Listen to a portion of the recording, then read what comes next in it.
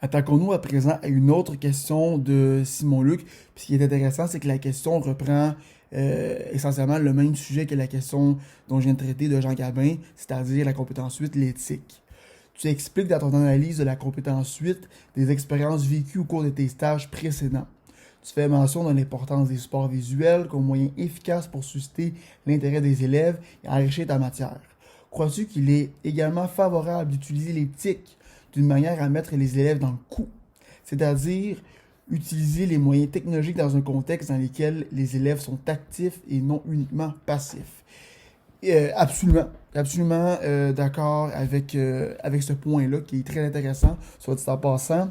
L'élève doit être au cœur de son apprentissage. Et c'est pas juste une phrase cliché, une phrase accrocheuse, c'est vraiment ce en quoi je crois. Puis d'ailleurs, dans mon stage 4, j'ai mené deux. J'ai mené une activité séparée en deux dans lesquelles les élèves avaient à travailler avec des lunettes de réalité virtuelle et un iPad ou un Chromebook tout dépendant afin de réaliser un parcours sur Google Earth. Donc, on visitait le bidonville de Makoko à Lagos, puis j'ai eu l'idée justement d'inclure l'éthique euh, dans une optique vraiment de mettre l'élève en action, de mettre l'élève au centre de la tâche. Donc vraiment, oui, c'est quelque chose qui est important pour moi. Euh, à ce propos, le modèle SAMR dont Jean-François nous a parlé en Kardec est très intéressant. C'est un modèle d'intégration d'éthique à quatre étapes. Donc SAMR, S pour substitution, A pour augmentation, M pour modification et R pour redéfinition. Donc vraiment, ce qui va nous intéresser, c'est le M et le R du modèle.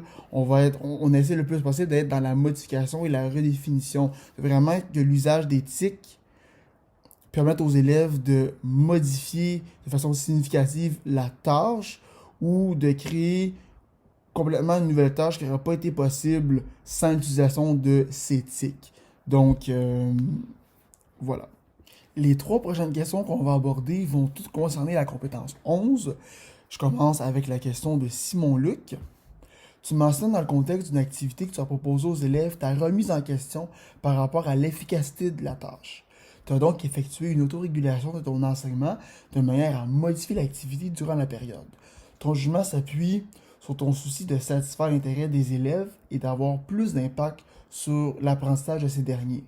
Penses-tu qu'il est favorable de moduler une activité durant la période, même, même malgré que cela peut déroger de ta planification? Et finalement, de quelle manière as-tu improvisé? Absolument. Absolument, je suis un partisan du changement, si on peut dire ça ici, là. Mais plus sérieusement, oui, quand tu proposes une activité aux élèves, c'est dans le but de favoriser leur réussite.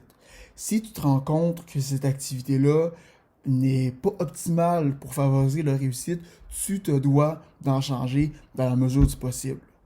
Une planification, c'est là pour te structurer, c'est là pour te guider, c'est la colonne vertébrale de ton cours. Mais une planification, ce n'est pas une paire de menottes. Tu ne dois pas être prisonnier de ta planification. Tu dois pouvoir en sortir, tu dois pouvoir être souple.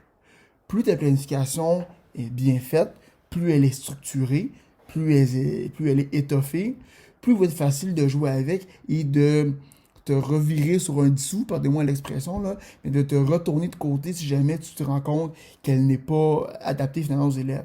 Parce que je tiens à mentionner, c'est pas parce que ta planification, elle est très bien construite qu'elle va automatiquement bien cadrer dans le cadre de ton cours. Généralement, il y a adéquation, mais pas tout le temps. Donc, dans le cas qui me concerne, qu'est-ce que j'ai fait, comment j'ai improvisé? J'ai fait un temps d'arrêt.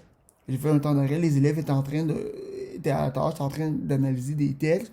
J'ai fait un temps d'arrêt parce que je me suis rendu compte que vraiment ça fonctionnait pas. Et j'ai modélisé. J'ai modélisé avec eux. J'ai pris un des textes que les élèves avaient analysé et je l'ai fait avec eux. J'ai posé des questions. OK, quel élément on doit retenir? De quoi on parle? Comment est-ce qu'on fait pour savoir telle ou telle donnée dans le texte? Et je me suis rendu compte par après que cette étape-là, cette modélisation-là, je ne l'avais pas assez fait. Je ne l'avais pas suffisamment fait avec les élèves, ce qui a donné ce qui a donné. Donc les élèves étaient plus ou moins là, incapables de faire la tâche, mais également que j'ai un peu surestimé la capacité des élèves quant au type d'activité que j'avais à leur faire faire. Je me penche à présent sur la deuxième et dernière question de Jean Gabin.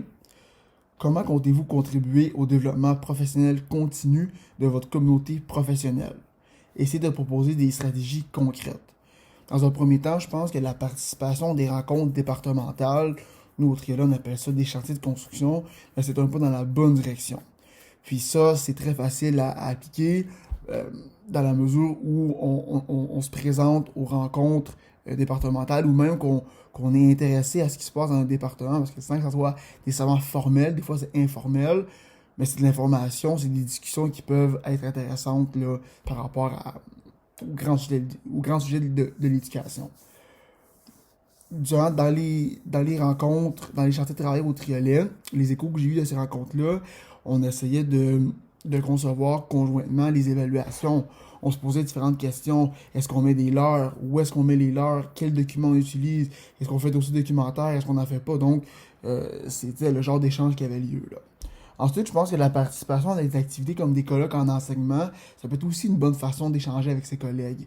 Bon, il y en avait un qui était prévu au mois d'avril, évidemment, il a été annulé en raison de la situation qui nous concerne, en raison du coronavirus, mais ça peut être une bonne façon aussi d'avoir des interactions. Euh, Participer à des forums internet, je pense à AlloProf, publier sur AlloProf, publier sur Restitus aussi, je pense, ça peut être, qui est un site d'univers social. Il y a des groupes Facebook aussi sur Facebook auxquels on peut adhérer, qui peuvent être utiles. On peut échanger avec des enseignants qui ne sont pas nécessairement dans nos écoles, mais qui sont quand même nos collègues. Donc ça, je pense, ça peut être intéressant. Et finalement, la participation à différentes formations. Hein.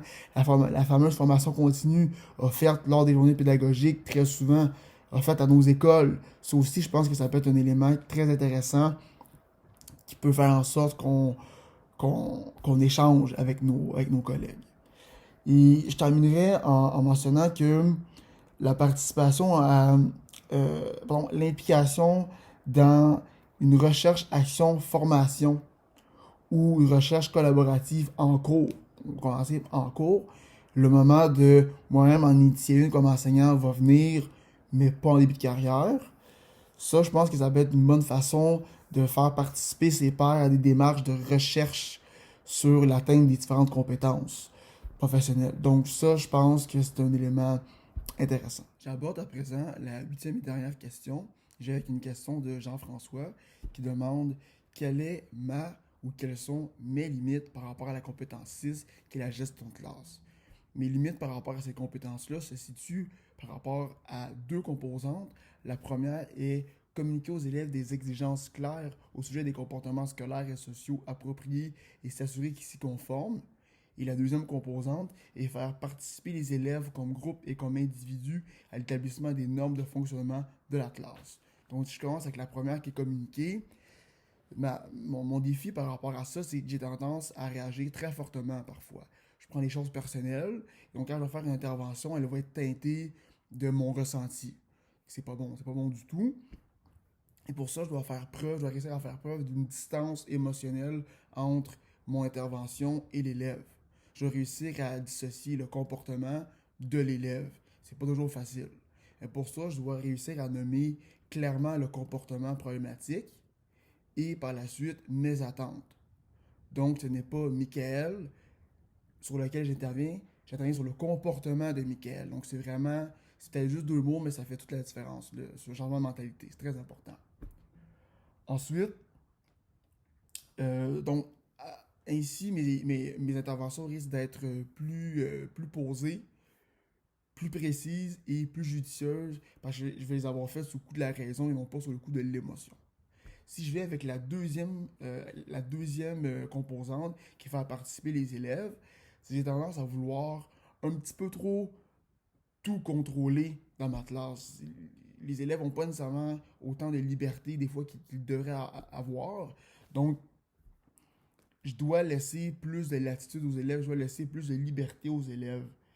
Je dois les laisser choisir ou du moins laisser avoir un sentiment de choix. Là. Je prends un exemple, quand j'énonce les consignes de classe au début de l'année, hein, je pourrais faire choisir les élèves une consigne et une conséquence. Donc, les élèves verraient leur sentiment de contrôle augmenter et par conséquent, cela augmenterait leur engagement, leur niveau d'engagement en classe. Parce qu'ils sentiraient que ils ont une implication, ils ont une voix dans la classe. Donc, je pense que c'est vraiment les deux points sur lesquels je peux travailler par rapport à la compétence 6.